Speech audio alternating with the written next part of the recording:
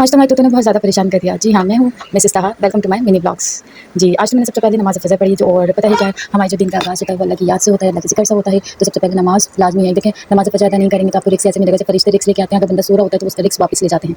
तो अपनी नमाज़ों को कायम करें और वक़्त पे पाबंदी से पढ़ने के आदी हो जाएँ। अच्छा जी, अब मैंने नमाज़ के बाद सबसे पहले पूरा तोते को देखा तो तोता बहुत अपने आप को फ्रेश करने की कोशिश कर रहा था, बहुत मचल रहा था। फिर मैंने जल्दी से जाके कुरान मजीद निकाला। कुरान मजीद निकाल के जो मुझे सुकून मिलता है उसका तो मैं आपसे बयान भी नहीं कर सकती।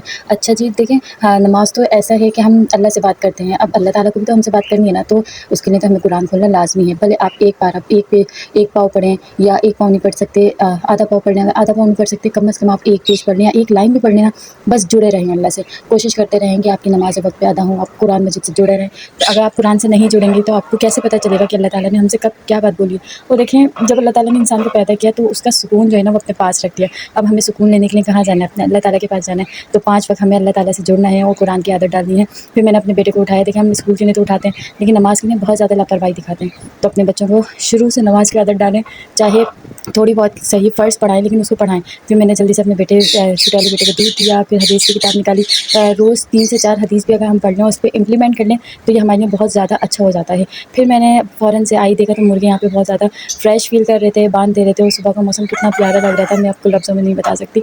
और इस टाइम की जो फ्रेश बंदा होता है उसकी बात ही अलग होती है। फिर मैंने देखा तो मुर्गों ने अंडे दिए हुए थे, मैंने अंडे निकाले। अब इनको बॉयल करके मैं जल्दी से अंडे खाऊँगी। अंडे खाने के बाद मैंने पौधों को पानी दिया। पौधों को पानी दे के हाय इतना मज़ा आता है ना पौधे रखने में, उनकी केयर करने में, उसकी बात ही अलग होती है। फिर मैंने बिरयानी गरम की। बिरयानी गरम करके जब बिरयानी खाई ना, ओहो! रखी हुई बिरयानी की तो बात ही अलग होती है। फिर मैं और ईज़ान जल्दी से निकल गए। ईज़ान की असल में थी मीटिंग, पेरेंट्स मीटिंग में जाना था हमें और मैं ईज़ान को जल्दी-जल्दी लेके निकली ताकि देर ना हो जाए, ऐसा ना हो जाए कि ईज़ान की टीचर चली जाए और वक़्त की पाबंदी भी तो ज़रूरी है ना।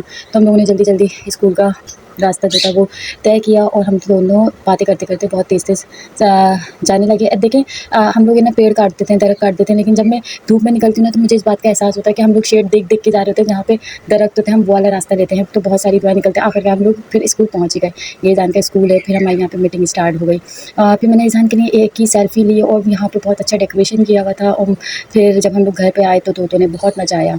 ये हम लोग लेके आए हैं पहाड़ी तोता, ये बहुत प्यारा है, ये सिंगल पीस है और बहुत क्यूट है, अभी बहुत छोटा है, लेकिन इसने हम लोग थोड़ा डर भी रहते क्योंकि नया-नया था, पहला दिन था इसका हमारे घर में कि कहीं बाइट ना कर ले ईज़ान को। तो ईज़ान इसको स्टिक से कोशिश कर रहा था कि अंदर डाल दें, लेकिन अंदर नहीं जा पा रहा था क्योंकि हमें इसका केज का लाज़मी चेंज करना था क्योंकि इसने अपने केज को काट दिया था।